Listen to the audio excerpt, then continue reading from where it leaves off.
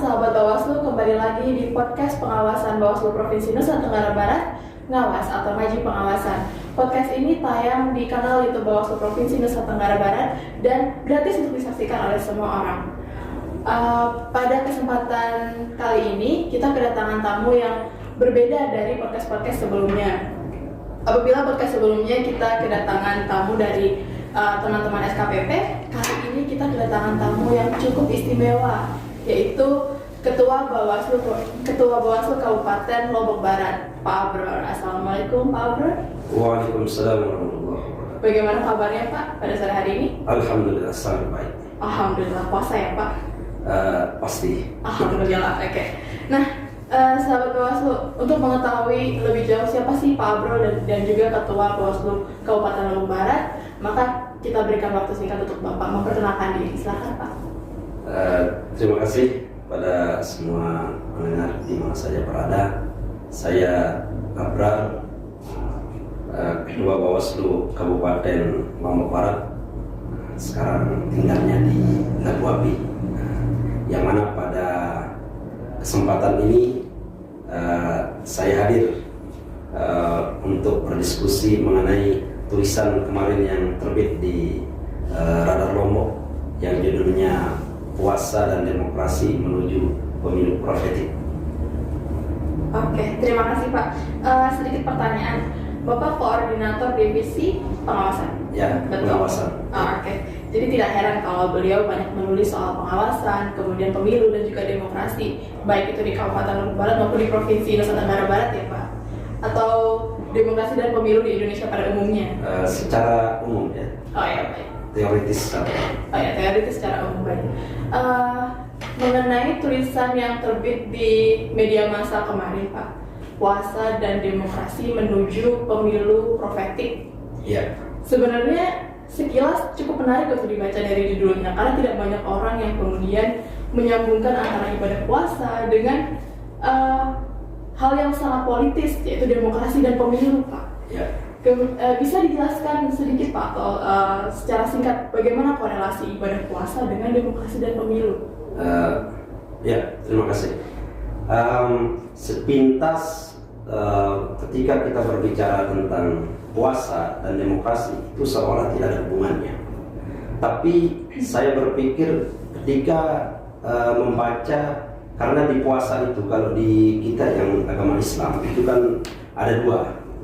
Ada yang membatalkan syarat rukun puasa, ada yang membatalkan pahala puasa. Yang membatalkan pahala puasa ini kalau di dalam hadis itu ada 5. Al-kidib wal ghibah, itu berdusta, ghibah, nyebar fitnah, kemudian memandang sesuatu dengan syahwat, kemudian sumpah palsu. Ini adalah yang membatalkan nilai dari puasa itu. Apa akibat daripada nilai puasa itu? Kamin shaimin laisa lahu min syiyami ila al-jum' wal-'atas. Kalau dalam agama, bahwa betapa banyak orang yang berpuasa tapi tidak ada nilai yang didapatkan dalam puasanya itu, tidak ada pelajaran yang didapatkan, tidak ada hal-hal yang berbeda yang didapatkan selain daripada lapar dan dahaga. Kalau hanya lapar dan dahaga, maka itu hanya menggugurkan kewajiban saja, belum nyampe kepada tujuan daripada puasa itu. Nah, dengan hal tersebut timbullah pemikiran saya bahwa 5 hal ini adalah suatu hal yang tidak boleh di dalam demokrasi kita. Seperti al-kidib, bohong. Nah, itu kan juga bahwa asas dalam pemilu kita, prinsip dalam pemilu itu harus jujur. Nah, kemudian yang kedua, an-namimah, fitnah. Ini sama seperti black campaign, atau berita hoax. Kemudian yang ketiga, an-nazru bisyahwat, memandang syahwat ini artinya terlalu berambisi untuk menduduki sebuah jabatan sehingga dia menghalalkan banyak cara. Itu korelasinya, bahwa di dalam perspektif agama, bahwa puasa ini tidak hanya tujuannya adalah untuk ibadah menggugurkan kewajiban kita saja, tetapi lebih kepada kemaslahatan banyak umat. Itu sebenarnya tujuan puasa. Sehingga dalam konteks demokrasi, tidak ada masalahnya kita mengambil nilai-nilai dari puasa ini, sehingga kalau ini diterapkan itu juga akan minim pelanggaran. Nah, 5 hal tersebut, kayak sumpah palsu misalnya. Maksudnya sumpah palsu itu kan untuk orang mendapatkan pemilih, dia berani untuk melakukan sumpah. Atau misalnya dia dipanggil oleh Gakumdu, kemudian saksi ini nyata-nyata dia melihat orang bagikan uang, tapi dia disumpah tidak pernah. Nah ini kan itu termasuk sumpah palsu, artinya ada kaitannya sama demokrasi. Itu sebabnya saya menulis puasa dan demokrasi dari perspektif nilai yang ada pada puasa tersebut. Oh betul, jadi hal-hal yang kemudian membatalkan puasa itu bertentangan dengan prinsip-prinsip demokrasi dan pemilu itu sendiri ya Pak? Sangat, itu, ya. Betul, artinya mereka memiliki korelasi yang cukup kuat. Betul. Dan hal ini kurang dieksplor menurut saya Pak, karena jujur saja perspektif ini cukup baru bagi saya, dan ketika membaca tulisan Bapak, oh betul juga, ada korelasinya sebenarnya. Begitu. Kemudian Bapak juga menyebutkan ada pemilu yang berintegritas. Apabila kita menerapkan nilai-nilai puasa tersebut, maka akan mewujudkan pemilu yang berintegritas bagi demokrasi bangsa. Menurut Bapak, saya ingin mengeksplor lebih jauh mengenai pandangan Bapak. Apa sih pemilu berintegritas itu menurut Pak Abrar? Ya, kalau bahasa saya menyebut di sana pemilu profetik. Betul. Ya, pemilu profetik. Sebenarnya konsep profetik ini tidak jauh ya dengan konsep integritas. Cuma kalau kita pahami secara tekstual, integritas itu adalah sesuatu kedudukan hati, suatu keutuhan, ya, keutuhan untuk tidak bisa terombang-ambing, ya, tidak bisa untuk dipengaruhi oleh hal-hal yang tidak dibolehkan. Nah, sehingga hal ini juga ada pada profetik, gitu. Artinya profetik ini kan kalau bahasa kalau etimologisnya profetik ini adalah kenabian, sifat kenabian, prophet. Gitu. Artinya bahwa ini adalah adjektif dan sifat, bahwa sifat ini bisa ditaruhkan kata benda apapun, gitu. Seperti pemilu atau politik, orang biasa menyebut politik profetik. Ada yang menyebut dengan pendidikan profetik. Artinya bahwa profetik ini adalah kata sifat yang bisa dihubungkan dengan kata benda. Namun hal profetik ini itu adalah salah satu konsep yang timbul, ya, konsep yang dilahirkan oleh salah satu pemikir Islam, Ponto Widodo, dalam bukunya Paradigma Islam. Di sana istilah profetik itu mulai ada, bahwa kenapa dia timbul? Ya, karena melihat ilmu-ilmu sosial ini kan bebas nilai. Melihat ilmu sosial, karena kalau kita lihat di dalam ilmu sosial ini ada paradigma. Di sana ada 3 paradigma. Salah satu paradigma definisi sosial, selain daripada 2 paradigma yang biasa kalau orang-orang sosial itu pasti akan paham terhadap paradigma tersebut. Nah, dengan bebasnya nilai tersebut, maka itu bisa dibenarkan apapun bentuknya, sehingga pemikiran Pontowijoyo tidak bisa terus-menerus seperti ini. Maka kehadiran agama atau kehadiran nilai ketuhanan itu adalah sangat dibutuhkan dalam semua fakta dan semua realitas sosial. Nah, termasuklah di dalam politik maupun demokrasi ini, bahwa menurut Pontowijoyo ini, kenapa dia timbul yang namanya profetik ini? Ini adalah semata-mata untuk gerakan sosial ini supaya dia ada nilai di sana, ada nilai ketuhanan, ada nilai kenabian kalau disebut, kalau kita ambil dari bahasa profetik. Nah, tentu ini adalah banyak terkandung nilai-nilai kebaikan di sana. Ya, kalau di pemilu itu tidak bertentangan dengan dengan prinsip-prinsip pemilu berintegritas itu, seperti jujur, adil, ya, mandiri, berintegritas tinggi. Sehingga saya melihat bahwa profetik ini bisa dimanakan dengan 2. Apa itu Pak? 2? Yang pertama, saya manakan dengan pandangan Kontowijoyo tadi, bahwa ada 3 nilai dalam profetik tersebut.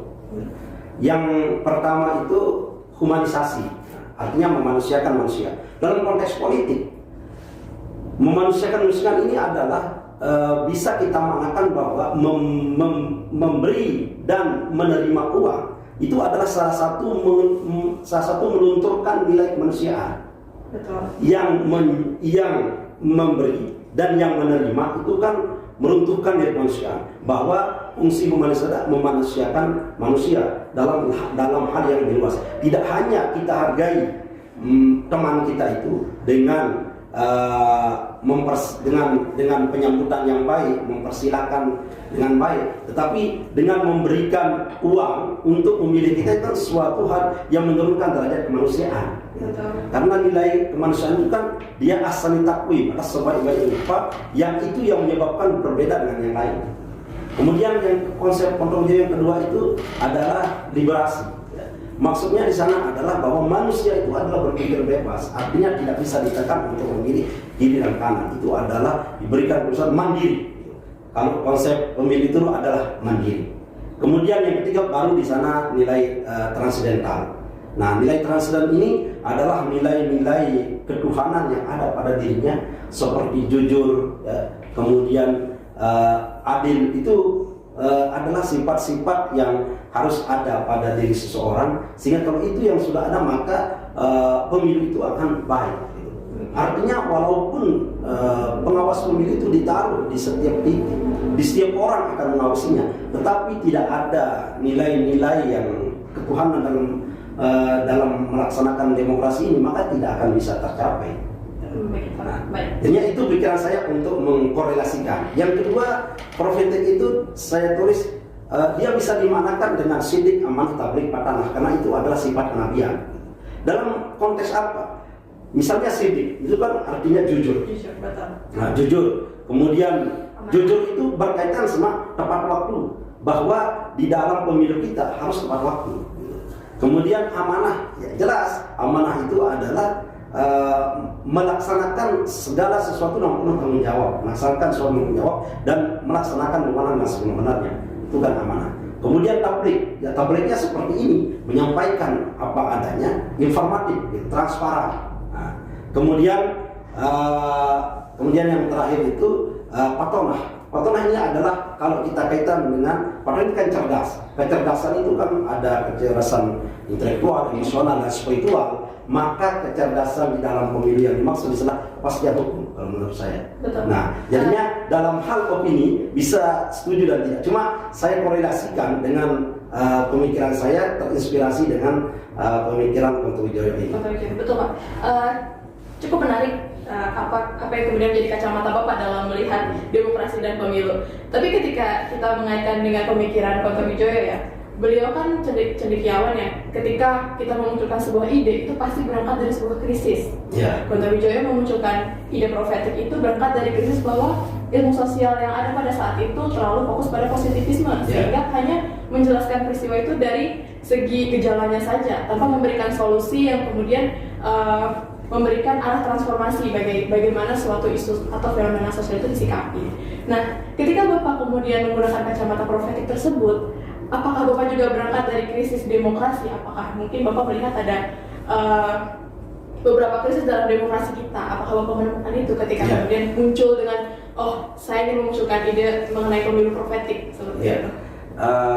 Jadinya bahwa saya menulis korelasi antara 3 hal tersebut, Islam, demokrasi, dan pemilu profetik. Tentu zamannya Kontowijoyo dengan hari ini itu berbeda. Betul, berbeda. Krisisnya zamannya dulu sama sekarang itu berbeda. Nah, dalam hal kita kalau sebagai pengawas pemilu, kondisinya krisis gitu. Kita krisis bahwa bagaimana kita menyadarkan masyarakat ini supaya memilih dengan sesuai dengan intelektualnya, sesuai dengan penglihatannya, gitu. Tidak berdasarkan money politik. Nah, ini kan dalam pandangan kita bahwa itu adalah krisis. Karena posisi kita ada sebagai pengawas pemilu, hal yang menurut orang, menurut partai politik misalnya itu biasa-biasa saja, tapi menurut kita itu suatu hal yang krisis. Maka itu sebabnya kita perlu dalam berdemokrasi ini hadirlah nilai-nilai ketuhanan tadi, nilai kenabian tadi. Apakah ini dia terlalu tinggi? Memang dalam berwacana itu harus tinggi. Ketika berwacananya rendah, apalagi actionnya, mengenai apakah dia akan tercapai 100% atau tidak, itu kan proses bahwa demokrasi ini tidak jadi begitu saja, dan proses ini tidak berhenti di sini, gitu. Tapi proses terus menerus ini adalah proses yang tidak tetap, dia kan dinamis. Nah, kalau menurut saya begitu. Betul, saya juga sepakat dengan Bapak bahwa demokratisasi itu berlangsung tanpa berhenti. Itu adalah sebuah proses yang akan terus berjalan sampai mungkin akhir dari sejarah itu sendiri, betul kan Pak? Tapi kemudian yang menjadi menarik adalah mengapa profetik? Yeah. Begitu banyak istilah di luar sana, begitu banyak konsep tentang idealisme tentang pemilu, mengapa kemudian Bapak memilih profetik? Ya, kenapa saya memilih profetik, tidak memilih integritas? Betul. Yeah. Kalau integritas itu kan biasa disebut. Ya, kita sudah cukup familiar dengan dan istilah setiap kita bernyanyi kan mandiri berintegritas tinggi, bahwa ketika kita berbicara integritas itu maknanya tidak seluas profetik kalau menurut saya. Nah, karena profetik ini itu kan nilai semuanya, itu nilai kebaikan yang ada pada diri seseorang, itu yang harus ada pada diri pemilih maupun yang dipilih, ataupun yang memegang partai politik. Jadinya tidak kalau integritas ya itu kalau dimaknakan adalah utuhan ya, utuhan dipegang teguh terhadap prinsip-prinsip demokrasi, kemudian kita tidak bisa dipengaruhi oleh sesuatu yang dilarang gitu. Nah, kalau profet ini lebih luas, tidak hanya di sebatas itu, tapi lebih luas. Karena kalau saya lihat dari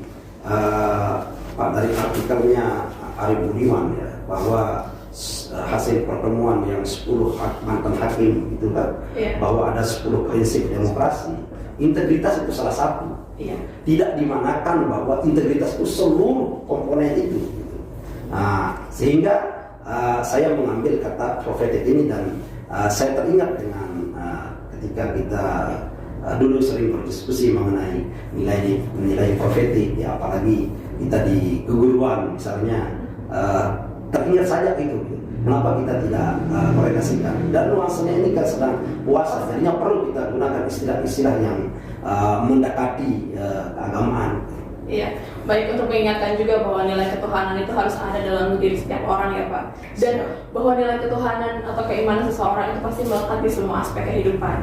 Baik, cukup menarik Pak diskusinya. Dan satu lagi, saya minta pendapat Bapak mengenai kondisi demokrasi kita dan juga berkaitan dengan pemilu yang berintegritas serta pemilu profetik itu sendiri. Menurut Bapak, apakah itu suatu ide yang utopis? Atau bisa dicapai dalam waktu mungkin katakanlah 10 atau 15 tahun lagi? Apa yang perlu dilakukan oleh bangsa Indonesia untuk mewujudkan pemilu profetik, pemilu berintegritas, dan demokrasi yang sehat di negara kita, Pak? Ya, untuk mencapai tujuan daripada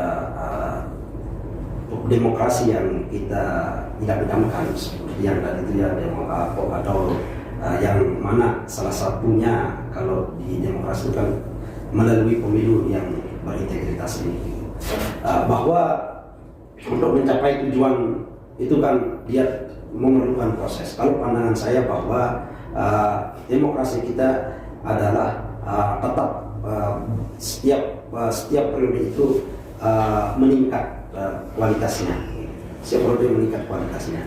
Tentu mengukurnya adalah dengan periode-periode yang ada. Dulu bagaimana suara itu dikuasai oleh partai-partai besar, kemudian oleh penguasa-penguasa. Tapi sekarang itu kan dia orang yang berkuasa juga bisa dibatasi dengan kekuatan Bawaslu ini. Artinya orang yang berkuasa, incumbent sekalipun atau pemerintah daerah, itu kan orang-orang yang berkuasa yang sebenarnya dengan kekuasaannya itu bisa hanya dia perintah orang, ya, dengan kewenangannya dia perintah orang kemudian disitu, tapi dengan kekuatan dan wewenang Bawaslu itu kan bisa dibatasi. Nah, saya optimis ini akan terus menerus dengan semangat Bawaslu ini terus menerus demokrasi ini akan lebih baik, dan tentu ini kan tidak bisa sendiri, tentu memerlukan stakeholder yang lain juga yang